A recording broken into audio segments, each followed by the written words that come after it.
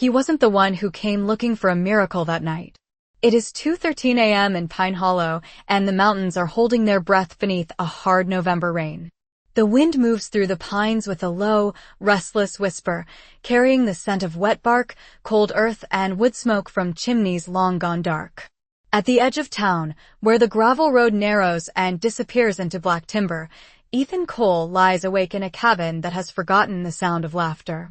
The room around him is dim except for the weak yellow glow above the stove, and even that light feels tired. A mug of coffee sits untouched on the table, gone cold hours ago. The old floorboards creak when the house settles, and every small sound seems louder after midnight, like the world is speaking in a voice only the lonely can hear. Ethan has lived in Pine Hollow for 3 years, but he still moves through it like a man passing through someone else's life. He is 38, broad-shouldered, white-skinned, with the weathered face of someone who once stood in deserts far from home and never quite made it all the way back. His hair is cut short out of habit, though no one here would care if it wasn't. His jaw is rough with 2 days of stubble.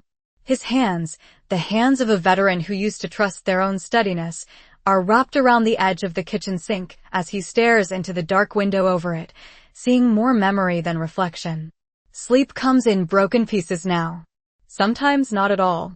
Tonight it came with shadows and left him with the same old silence pressing against his ribs.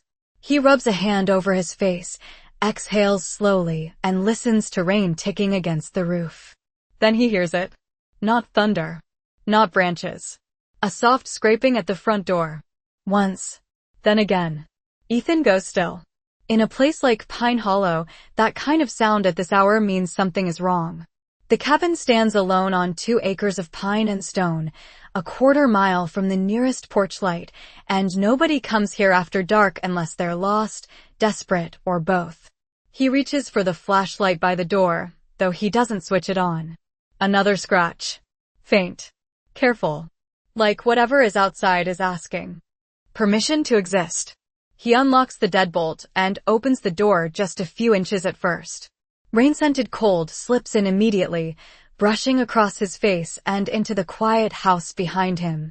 The porch light spills down over wet boards, over a rusted coffee can by the steps, over the fringe of tall grass bending under the storm. And there, just beyond the threshold, stands a German shepherd. She is thin enough that her ribs show beneath her soaked sable coat. Water drips from her fur in dark lines onto the porch. One ear folds back while the other stays half raised, listening for danger that might still be following her.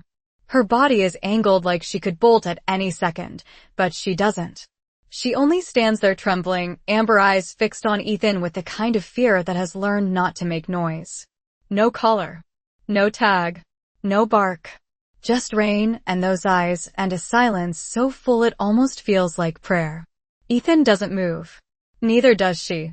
For one long second, they look at each other across the small space between the warm light and the cold dark, and something old inside him tightens. Not because he is afraid of her. Because he knows that look. He has seen it before in mirrors, in hospital windows, in men trying to act like they are still whole. The dog shifts her weight barely. Her paws are muddy. One hind leg favors the boards as if she has walked farther than she should have. She keeps her head low, not in submission, but in caution. A creature that has learned the world can change its mind in an instant. Ethan feels the storm breathing behind her, feels the ache in his own chest answer it, and for the first time in a long while, the night no longer feels empty. It feels like a door has opened somewhere deeper than the one in front of him. He swallows, his voice rough from disuse and the hour. "Hey, girl," he says, so softly the wind nearly takes it. "It's okay." The dog flinches, not away from him exactly, but from the sound of kindness landing where harm has lived too long. Ethan lowers himself slowly to one knee, every movement deliberate, giving her the distance a wounded soul might need.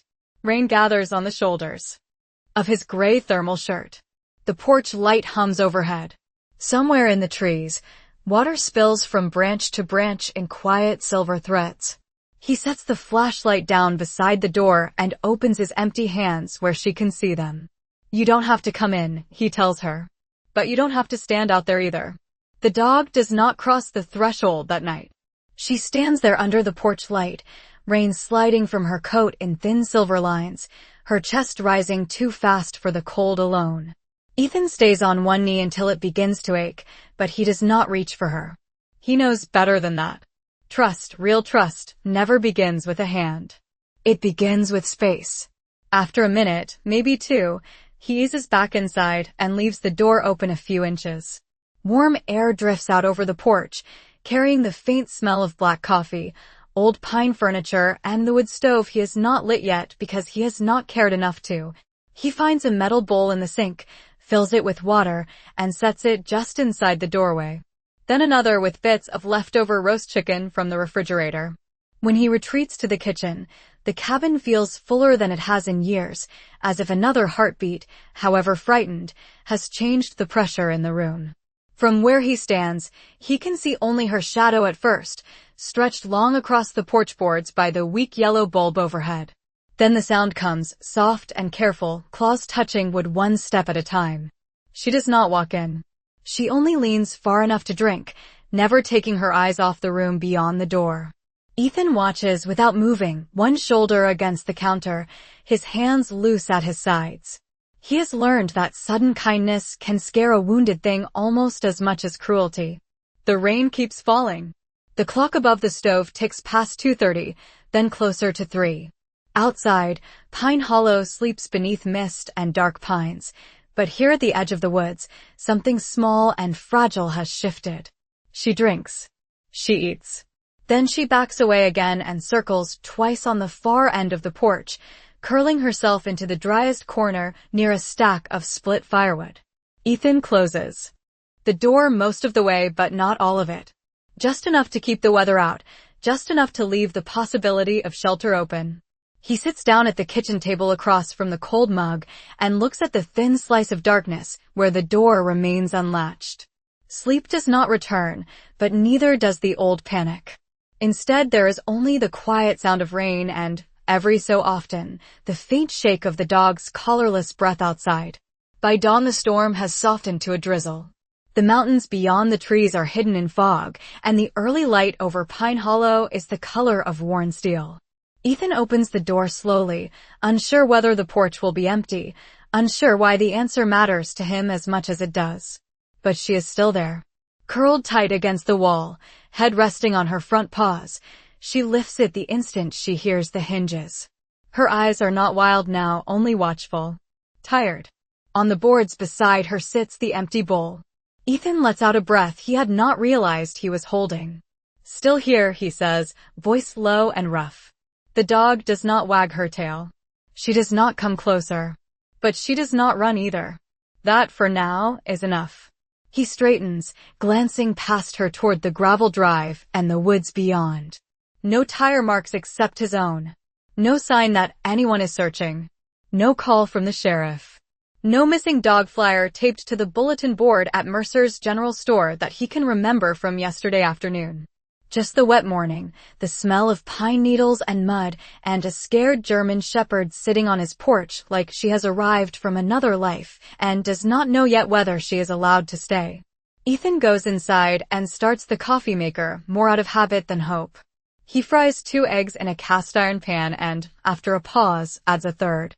When he carries a plate to the door, the dog rises stiffly, favoring that same hind leg. Up close in the gray light, he sees more than rain and hunger now. He sees the faint line pressed into the fur around her neck where a collar once sat too long. He sees burrs tangled in the thick hair. Near her belly, he sees the way she startles at the hiss of the skillet behind him, every muscle tightening like a wire pulled too fast. And suddenly the feeling in his chest is no longer pity. It is recognition. Not of her story, not yet, but of the way fear can take a body and turn it into a place that never fully rests. Ethan tears off a small piece of egg and sets it down on the porch between them. You do not have to trust me today, he says. Tomorrow is fine. The dog lowers her head, studies his hand, then the food, then his face. Somewhere down the road a truck door slams, distant and harmless, but the sound cuts through the damp morning like a cracked branch. The dog flinches hard, eyes wide, body half turned to flee. Ethan does not move. He just stays there in the doorway with the plate in one hand and the storm-colored mountains breathing behind the trees, and after a long second, she looks back at him, trembling, as if asking a question she has never had reason to ask before. He answers the only way he knows how. He stays. By late afternoon, Pine Hollow has settled into that gray November hush that makes every chimney look lonely and every road feel farther from the next. The rain is gone now, but the air still carries its memory. Water drips from the pines in slow, patient taps. The gravel drive shines dark beneath the clouds. Ethan spends the day the way he spends most days, with quiet chores that keep his hands busy and his thoughts from wandering too far. He splits kindling by the shed. He checks the loose hinge on the back gate. He sweeps damp needles from the front steps. And all the while, he keeps track of her without seeming to. The dog never strays far from the porch, yet she never fully settles either. She moves between the railing, the stack of firewood, and the edge of the yard where the grass gives way to woods, always watching, always listening, as if the world has taught her that safety is something that can disappear between one breath and the next. Ethan notices that she favors her right hind leg more when she has been still too long. He notices how her ears twitch. At the crow calls in the trees, how she lowers her body whenever a gust rattles the loose screen door, how she studies his face with a focus so sharp it feels almost human. By 3 o'clock, the clouds have lifted enough to let through a thin wash of pale light. Ethan comes out carrying an old wool blanket that once belonged to his father, faded green with a torn edge near one corner. He lays it on the far side of the porch, not close enough to crowd her, but near enough that she will understand the offer. The dog rises at once, tense and uncertain, one front paw lifted, slightly off the boards. Ethan steps back. "Just a blanket," he says. Nothing more. She does not believe him right away. He can see it in the way her eyes flick to his hands, then to the blanket, then past him to the open doorway of the cabin. She has the look of a creature who has learned that ordinary things can still carry a cost. So he leaves her with it and goes inside, where the kitchen smells faintly of soap and coffee grounds and the old cedar shelf above the sink. Through the window, he watches her inch toward the blanket over the next 10 minutes. One step. Pause. Another step. Lowered head. Cautious breath. When she finally touches the wool with her nose, he feels something inside him loosen without warning. It is not joy exactly. He has forgotten the full shape of that. It is closer to relief, thin and fragile, like the first crack of light under a closed door. She circles the blanket twice before lying down on it, and even then she does not fully relax. Her body stays half-curled, ready to rise. But it is the first choice she has made all day that is not guided by fear alone. Ethan turns away from the window before the moment can ask too much of him. He tells himself he needs to drive into town for feed and lamp oil. He tells himself the trip has nothing to do with the dog. But 10 minutes later, he is on the road to Pine Hollow proper, his old pickup humming low beneath him as the forest slides by in dark green walls. The town is barely more than a main street stitched together by habit and weather. Mercer's general store sits across from the diner, both wrapped in strings of white lights left over from last winter because no one ever bothered taking them down. Ethan buys coffee, canned soup, lamp oil, and a 50-pound bag of dog food that he places on the counter without explanation. Mrs. Mercer, who has known every sorrow in town before the people living it have even found words for it, lifts an eyebrow but says nothing for a moment. Then, in that soft voice older women use when they know pain by sight, she asks, "You got company out there now?" Ethan looks toward the front window where dusk is already beginning to blue the edges of the mountains. "Maybe," he says. Mrs. Mercer gives a slow nod as she rings him up. "Sometimes maybe is enough to start with." He does not answer, but the words stay with him all the way home. By the time he pulls into the drive, evening has folded itself over the cabin and the first cold stars are trying to find their places between the pines. The porch light glows warm against the dark. The blanket is still there. So is the dog. She rises when the truck door closes, alert but not panicked, watching him unload the bag of dog food and the sack of groceries. Ethan pauses halfway up the steps. The dog is standing closer than she was this morning, close enough that he can see gold flecks in her amber eyes, close enough that he can make out the fine tremble in her whiskers. For a long second, neither of them moves.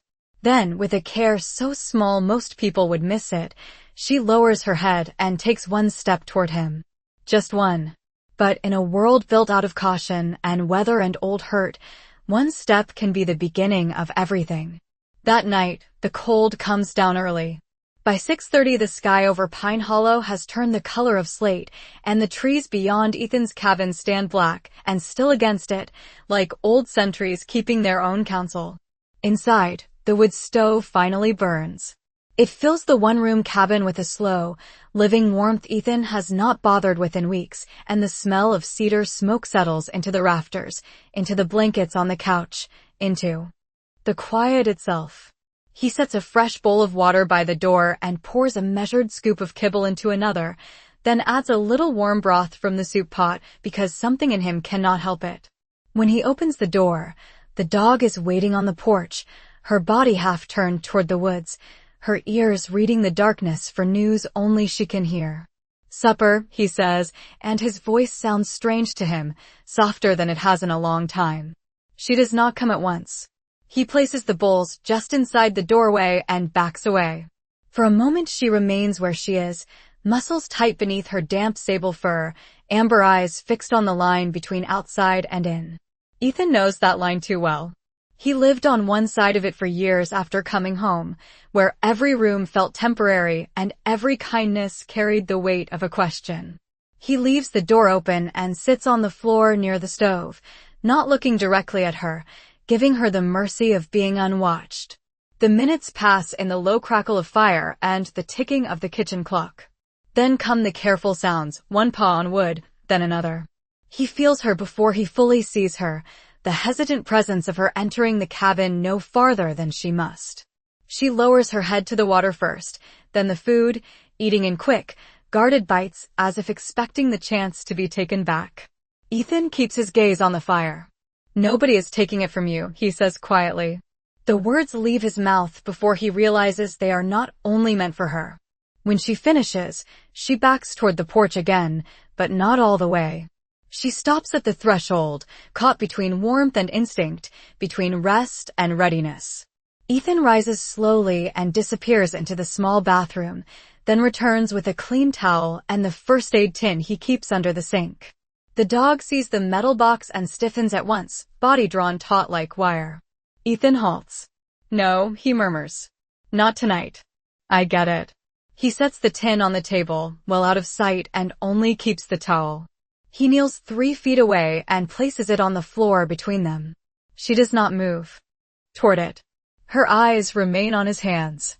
They stay like that for a long time, the fire breathing low behind him, the porch light humming behind her, until a gust of wind slips through the open doorway and rattles the screen. The dog startles hard, pivoting so fast her back paw skids on the wood. Ethan feels something in his own chest answer the sound before he can stop it. Not fear exactly. Memory. The old kind. The kind that arrives without permission and turns a harmless noise into a warning the body obeys before the mind can speak. He grips his knee and breathes through it, shallow at first, then deeper. Across from him, the dog has frozen mid-turn, head low, eyes wide, every line of her saying the same thing his bones already know. Danger, maybe. Pain, maybe. Not safe, not yet. And in that suspended second, Ethan understands that the truest thing in the room is not his cabin or her hunger, or even the winter pressing at the walls. It is this. They are both still waiting for the world to prove it will not hurt them again. His voice comes rough, but steady enough. "Easy," he says. "Just the wind." The dog does not believe the words. Why should she? But she believes the tone, or perhaps only the fact that he remains still when she expects movement. Slowly, the trembling in her shoulders eases. Ethan reaches for the towel, drags it an inch closer with 2 fingers, then stops. "You choose," he tells her. The fire pops softly. Somewhere in the back of the cabin, the old refrigerator kicks on with a tired hum. Outside, night gathers deeper among the pines. Then, almost too small to count, the dog steps forward and lowers herself onto the towel. Not fully. Not comfortably. But enough. Ethan does not smile. The moment feels too sacred for that. He only exhales and leans back against the couch, watching the orange glow from the stove edge along the wet fur of her shoulder. From here, he can see more clearly now, the faint rubbed mark around her neck where something once held too tight, a nick in one ear, the stiffness in that hind leg whenever she shifts her weight. Stories written in places no voice can reach. He does not ask for them. He has his own. Instead, he sits with her in the small cabin while the mountain cold presses at the door and the fire turns cedar into warmth, and for the first time in a very long while, Ethan does not feel like he is enduring the night. He feels like he is keeping watch with someone who understands exactly how hard that can be. Morning arrives without color. A thin white fog lies low over Pine Hollow, softening the trees and swallowing the ridgeline until the whole valley looks like it is trying not to be seen. Ethan wakes in the recliner by the stove with a stiff neck, one boot half unlaced, and for one disoriented second, he does not remember why he slept there. Then he hears it. Not barking. Not whining. Just the slow, even rhythm of breathing from the towel near the hearth. The dog is still there. Curled tightly, nose tucked beneath her tail, she sleeps as if rest is something borrowed, not owned. Ethan sits up slowly so the chair does not groan too loud. The fire has burned down to a bed of dim red coals. The cabin smells of ash, wet fur, and yesterday's coffee. Outside, a crow calls once from somewhere in the trees, its voice flat and far away. The dog's ears twitch at the sound, but she does not wake. Ethan studies her in the softened morning light and sees what the dark had hidden. She is younger than he first thought, maybe 3, maybe 4 years old, but fear has a way of adding years to the face. Her coat should be thick and bright, but it hangs unevenly in places, dulled by weather and neglect. Beneath the sable fur, her frame is leaner than it ought to be. And around her neck, where the hair parts slightly as she shifts, is that faint rubbed groove again, pale against the darker undercoat, a mark that tells its own quiet history. Ethan looks away first. He has never liked the way certain wounds announce themselves without asking permission. He stands, adds 2 splits of cedar to the stove, and starts the coffee maker. The machine sputters and clicks in the hush. Usually mornings are the hardest part of his day. They leave too much room for memory before routine can take hold. But today there is a task in front of him. Beyond enduring the hours, and something about that steadies him. He scrambles eggs in the skillet, tears toast in half, and sets aside plain pieces in a chipped blue bowl for the dog. When he turns around with it, she is awake and watching him from the floor, head lifted, body still. Her eyes are clearer this morning, less clouded by exhaustion, but no less careful. Breakfast, he says, and the word feels almost domestic in the room, almost like a life he once expected to have. He sets the bowl down a few feet away and steps back. She rises slowly, testing that hind leg before putting weight on it. Stiff. Sore. Not broken, Ethan thinks, but enough to make every movement a question. She eats more slowly this time, pausing between bites to glance at him, then at the window, then at the door. The old habit of vigilance has not left her. It probably will not leave soon. Ethan pours his coffee and leans against the counter, watching steam rise from the mug. I should get you looked at, he says. The dog licks a crumb from the floor and freezes at the scrape of his spoon against ceramic. Her whole body tenses. Ethan stops at once. The silence that follows is deep enough to hear the drip from the eaves outside. He sets the spoon down more carefully. Not today, he says after a moment. You have had enough strangers for one lifetime. She lowers her guard by degrees and returns to the bowl. After breakfast, she moves toward the front door on her own, and Ethan opens it without a word. The morning air slips in cold and clean, carrying the smell of wet pine, chimney smoke, and distant snow from the higher slopes. She steps onto the porch, then down into the yard, each paw placed with measured caution. Ethan follows only as far as the doorway, hands in the pockets of his flannel jacket. The world outside his cabin is quiet in the way small mountain towns can be quiet, not empty but waiting. A pickup passes somewhere down County Road 8, tires whispering over damp gravel. Farther off, a dog barks once, then twice, from near the diner or the mercer's place. This German shepherd hears it and goes still. Her head lifts. Her ears angle toward the sound, then flatten back. Not curiosity. Not interest. Apprehension. Ethan sees it immediately. He also sees what happens next. Instead of retreating to the tree line or bolting toward the woods, she turns and looks at him. Just looks. As if checking whether the danger he hears in the world is the same danger she has known. It lasts no more than a second, but it lands in him with strange force. He has spent years avoiding the eyes of others because he could not bear what they might see in his. Yet here is this wounded creature, standing in cold grass silvered with fog, asking without words whether this place will hold. Ethan nods once, the motion small, almost solemn. You are all right, he tells her. Stay as long as you need. The dog does not come to him. Not yet. But she remains in the yard as the morning brightens by slow degrees, walking a loose half-circle around the porch, smelling the frozen weeds, the split logs, the old fence post by the drive. She is mapping the boundaries of mercy, he realizes. Learning the shape of a place where no one is shouting, no one is pulling, no one is demanding anything from her except one impossible thing she has probably forgotten how to give. Time. Ethan watches her beneath the pale mountain sky and feels something quiet take root in him, something not dramatic enough to be called hope, but close. Close enough to make him rinse 2 bowls instead of 1. Close enough to make the cabin feel less like a bunker and more like a shelter. The first snow comes that evening, not in a storm, but in a hush. Ethan sees it just after 5 o'clock, small white flecks drifting past the kitchen window while the last of the daylight fades behind the pines. Pine Hollow grows quieter when it snows. Roads soften. Rooflines blur. Even the trees seem to listen. The German shepherd has spent most of the day in the yard and on the porch, never straying far, never asking for more than Ethan has already learned to offer. Water. Food. Distance. Calm. By now she no longer startles when he opens the door, and once, just once, when he stepped onto the porch with a folded flannel shirt to lay over the blanket, she stayed where she was and only watched him with those deep amber eyes that seemed always to be measuring whether kindness would remain kind. Ethan told himself that was progress. He told himself that was enough. But evening has a way of making old ghosts louder. He heats a can of stew on the stove and tears stale bread into the bowl beside it. The cabin fills with the smell of beef broth, pepper, and cedar smoke. For a few quiet minutes, the world feels almost ordinary. Then, from somewhere down in the valley, a sound rises through the cold. A sharp crack. Then another. Not close.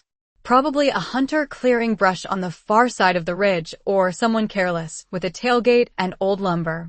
But Ethan's body does not wait for reason. The sound moves through him like a switch thrown in the dark. His shoulders lock. The spoon slips from his fingers and clatters against the counter. Heat flashes under his skin, then cold. The cabin, warm a second ago, narrows all at once. The window above the sink is no longer a window.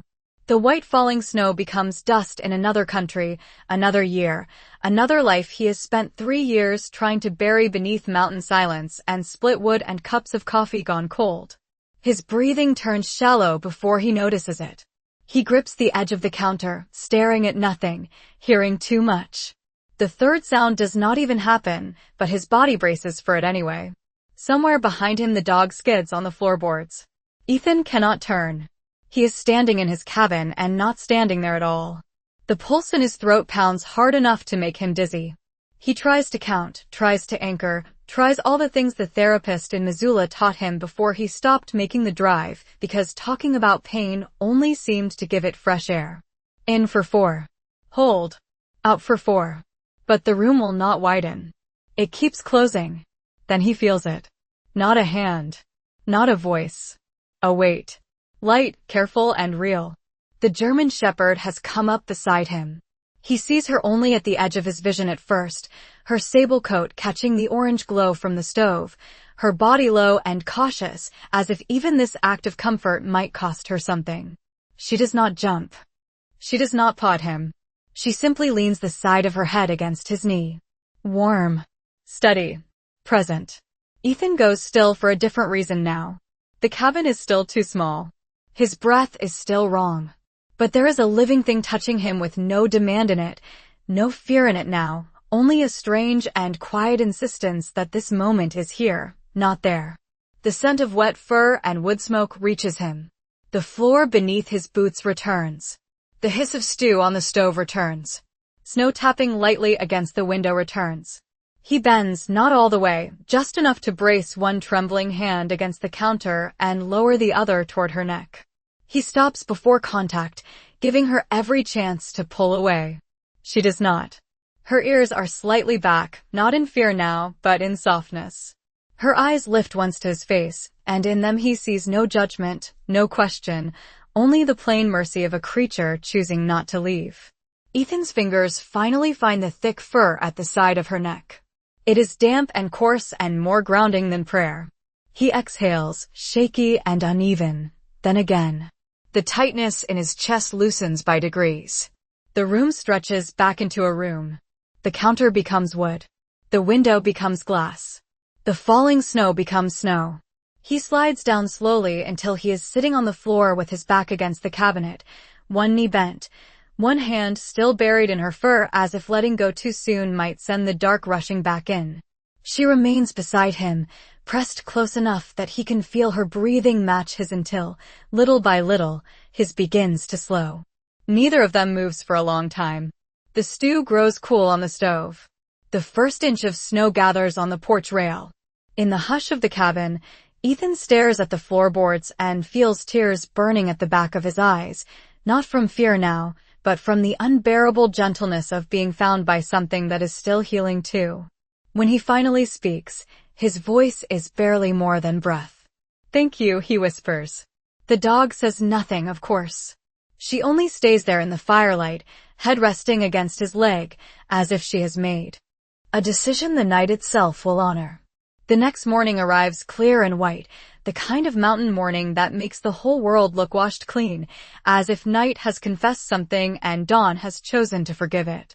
Snow rests lightly on the porch rail, on the split logs by the steps, on the pine boughs bending over the drive. Inside the cabin, the fire has settled into a bed of amber coals, and the air holds the mingled scents of cedar ash, coffee, and something else now, something warmer than the room itself. Ethan wakes on the floor with a blanket half over him and the German shepherd still nearby, curled on the old towel by the stove, as if keeping vigil had exhausted her too. For a long moment he does not move. He only watches her breathe. There is no panic in his chest this time, no rush of old noise crowding the edges of morning. Just the quiet creak of the cabin and the soft sound of snow sliding from the roof in loose, powdery sighs. He pushes himself up slowly, joints stiff, and the dog lifts her head at once. Her ears rise. Her eyes find his. Not wild now. Not calm either. Something in between. Something honest. "Morning," he says, his voice low enough not to bruise the silence. She does not retreat. Ethan builds up the fire, fills the kettle, and stands for a while at the sink watching sunlight spill across the yard in long pale bands. The world outside is bright enough to hurt if a man has spent too long living in shadows, but today he does not turn away from it. He opens the front door, and cold air slips in clean and sharp, carrying the smell of snow and resin and distant chimney smoke from lower in the valley. The dog rises and steps outside ahead of him, leaving a neat line of prints across the fresh powder. Ethan watches the way she moves, still careful with that hind leg, though less so than before, and something close to gratitude moves through him with the ache. He goes to the hall tree by the door and reaches for an old canvas jacket. From the hook beneath it hangs a narrow leather collar he has not touched in years. It belonged to his father's lab, long gone. Now, softened by age, simple and worn but still sturdy. Ethan turns it over in his hands, thumb tracing the faded buckle. The dog is in the yard, nose low, reading the morning one scent at a time. He should probably wait. He knows that. He should let trust grow another day, maybe 3, maybe 10. But names matter. So do small ceremonies. And some things begin the moment a soul is finally seen. He steps carefully onto the porch and crouches, leaving the collar across his knee where she can notice it or not. She does notice. Her body stills. Her ears tilt back. Ethan sets the collar down in the snow, not reaching, not asking. No pressure, he says. Just thinking out loud is all. The dog studies the leather, then his face, then the open door behind him where warmth still glows from the cabin. Ethan glances toward the tree line where moonlight had silvered the snow only hours ago, and the name comes to him with the kind of quiet certainty he has learned not to argue with. Luna, he says. The word settles into the cold morning like it has been waiting there. The dog blinks. One ear lifts. Ethan almost smiles. You came in the dark, he tells her. And somehow it did not feel so dark after that. He does not know whether dogs know when a name is meant for them, but something in her changes at the sound. Not obedience. Not surrender. Recognition, perhaps. As if being called something gentle is its own kind of shelter. He says it again, a little firmer this time. Luna. She takes 2 slow steps toward the porch. Snow clings to the fur around her paws. Her breath ghosts in the air between them. Ethan stays where he is, one hand resting open on his knee, the other near the collar on the ground. Luna lowers her head and sniffs the leather. No flinch. No recoil. Only memory passing like a shadow through her eyes, then fading. Ethan waits until she looks back at him before moving. All right, he murmurs. We will not rush. Instead of picking up the collar, he reaches inside his jacket pocket and pulls out a strip of jerky from yesterday's trip to town. He breaks off a piece and holds it out on his flat palm. Luna hesitates only. A second this time before taking it, her lips careful, her teeth never touching his skin. The contact is brief, almost nothing, but it sends a strange warmth through Ethan's hand all the way to his chest. The second piece she takes with less caution. By the third, she is standing close enough that he can see the tiny snowflakes melting on her whiskers. Ethan lowers his hand slowly toward the side of her neck, giving her room to pull away. She tenses, then holds. His fingers brush her fur. Thick. Cold at the surface, warm underneath. He strokes once, from behind her ear down to her shoulder, and Luna closes her eyes for the smallest fraction of a second, like someone stepping into sunlight after a very long winter. Ethan swallows hard and looks away toward the hills because some mercies are too pure to face straight on. Luna, he says again, softer now, and this time the name does not feel given. It feels returned. Over the next week, Pine Hollow begins to see them together the way a valley notices weather, quietly at first, then all at once. Snow stays in the shaded places and melts in silver threads from the roof by noon. The mornings come cold and blue. The evenings smell of cedar smoke and frost. And each day, Luna steps a little farther into the life Ethan had been leaving untouched. It starts with small things. She waits by the door instead of the porch railing. She eats without glancing over her shoulder after every bite. She no longer startles when he adds a split log to the stove, though loud metal sounds still pull a shiver through her frame before she remembers where she is. Ethan learns her rhythms the way a man relearns prayer, with humility and repetition. He learns that she likes the warm patch of sunlight by the front window after breakfast. He learns that she sleeps more deeply if his boots are near the door where she can see them. He learns that the sore hind leg loosens after a slow walk, but stiffens in the cold, so he starts heating a towel by the stove and laying it gently over the joint in the evenings while she watches him with solemn amber eyes and, little by little, allows the help. On Thursday, he drives her into town. It takes 20 minutes to coax her into the truck, another 10 for her to stop trembling at the rumble of the engine, but she does it because he does not rush and because somewhere between the snow and the firelight, she has started to believe his patience is real. Dr. Hannah Mercer meets them at the small clinic beside the general store, her gray braid tucked into her coat, her hands smelling faintly of antiseptic and peppermint. She kneels before Luna without a single wasted motion and says, "Well now, you brave girl," as if courage were the most ordinary thing in the world. Luna flinches at first when the examination begins, but Ethan stays beside the table with one hand near her shoulder, Not holding, only present. The leg, Dr. Mercer says, is strained but healing. The mark around her neck is old. She is underweight, but not beyond recovery. No chip. No tag history. No poster in the county office has matched her. Ethan listens to every word with the attention of a man receiving weather for a long journey. On the drive home, Luna rests her head against the seat instead of bracing against the door, and Ethan notices that the line between her eyes has softened. By Saturday, they are walking the edge of the property at dawn. The path behind the cabin curves through a stand of lodgepole pines and opens onto a small rise where the whole hollow spreads beneath the winter sky, roofs breathing chimney smoke, fences stitched through white fields, mountains blue and immense beyond it all. Ethan used to stand there alone with coffee growing cold in his hand, feeling smaller than the silence. Now Luna walks beside him, stopping every few yards to nose the snow, her tail low but no longer tucked, her stride uneven only when she forgets and tries to hurry. At the rise she pauses and looks back to make sure he is still there. Ethan almost laughs at that, not because it is funny, but because it is familiar. Somewhere in the looking back, in the waiting, in the simple fact of being counted, his own healing becomes harder to deny. He begins doing things he has been postponing for months. He fixes the porch rail.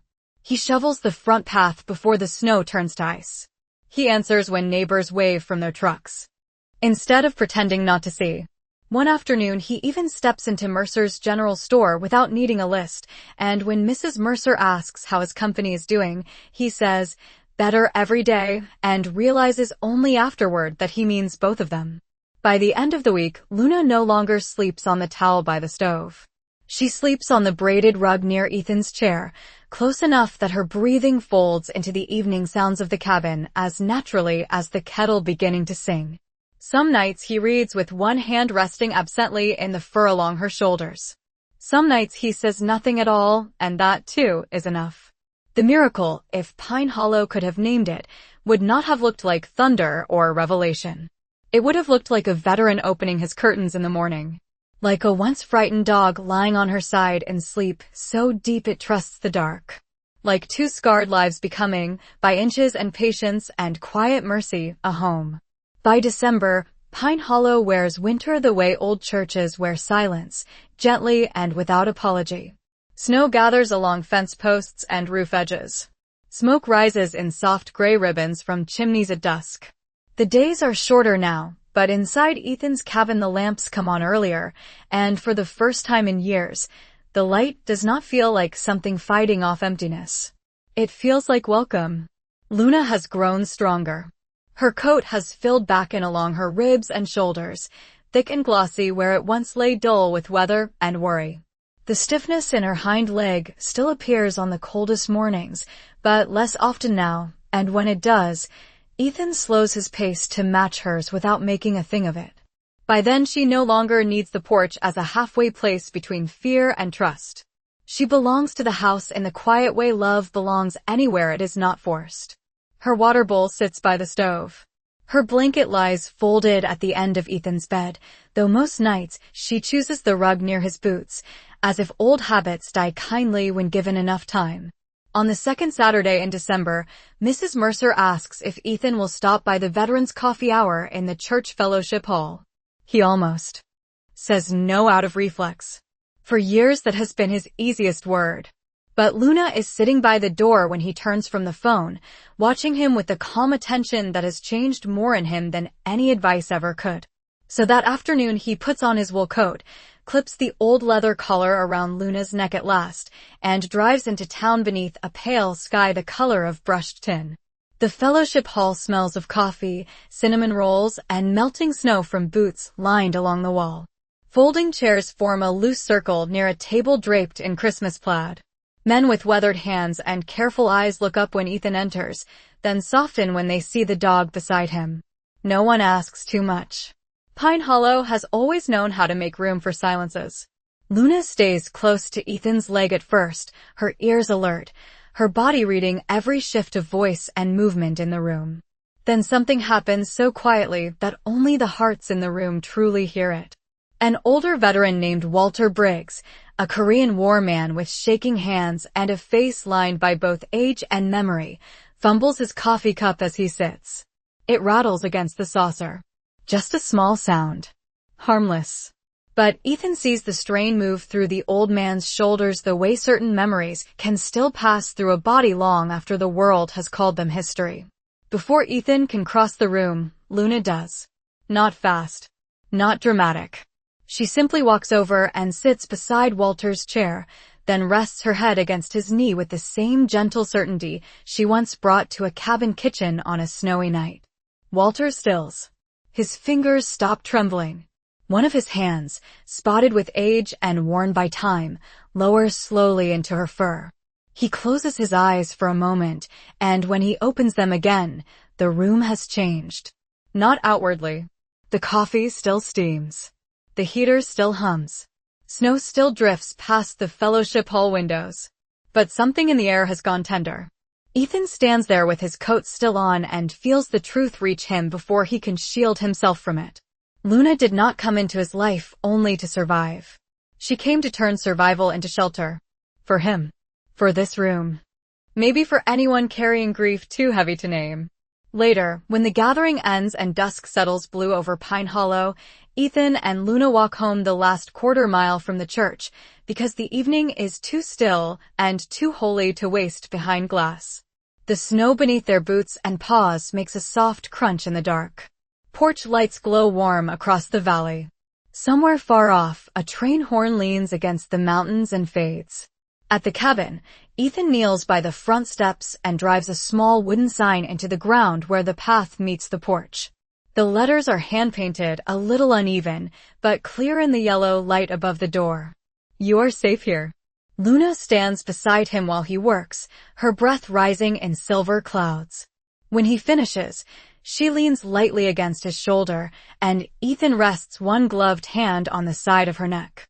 They stay that way for a long moment beneath the winter stars, man and dog, both once too haunted to believe in peace, both now standing inside it. Pine Hollow will never call it a miracle out loud. Small towns know better than to name sacred things too quickly. But if you had passed that cabin on a cold December night and seen the light in the window, the sign by the steps, and the German shepherd lying with her head on a veteran's boots as he sat quietly by the fire, you would have understood all the same. Some lives are not saved in a single moment. They are saved in the patient company of another wounded soul who chooses to stay. In this deeply moving tale set in snow-covered Pine Hollow, a wounded veteran and a frightened German shepherd find healing in each other through patience, quiet trust, and the kind of mercy that changes a life one day at a time. This emotional journey is perfect for viewers who love animal stories, heartfelt rescue drama, and faith-filled storytelling rooted in hope and second chances. As the veteran slowly opens his home and heart, the German shepherd learns that safety can still exist, and together they transform loneliness into belonging in a way that defines the very best animal stories. With cinematic winter atmosphere, small-town warmth, and the powerful bond between a former soldier and a loyal dog, this story delivers. The emotional depth audiences seek in unforgettable animal stories, from the first cold night on the porch to the final quiet moments by the fire. The veteran and the German shepherd carry a message of grace, resilience, and healing that will stay with anyone who cherishes animal stories. This is a soulful, American-style narrative of recovery, trust, and companionship, where pain softens into peace and a scarred dog becomes the answer to a scarred man's silent prayer, making it one of those rare animal stories that feels both intimate and timeless. If you are drawn to emotional rescue journeys, redemptive character arcs, and powerful human-canine connection, this description captures the heart of animal stories at their most tender and unforgettable. Character 1. A white American male veteran, age 38, weathered face, short military haircut, light stubble, strong but tired build, flannel jacket over thermal shirt, rugged outdoorsman style, front-facing portrait, realistic cinematic lighting. No cartoon, no CGI, no illustration. Character 2. A 3 to 4-year-old female German shepherd, full-body standing pose, Sable coat with subtle black overlay and tan legs, lean build, alert amber eyes, slightly cautious expression, realistic proportions, front-facing, detailed fur texture. Natural lighting, no cartoon, no CGI, no illustration.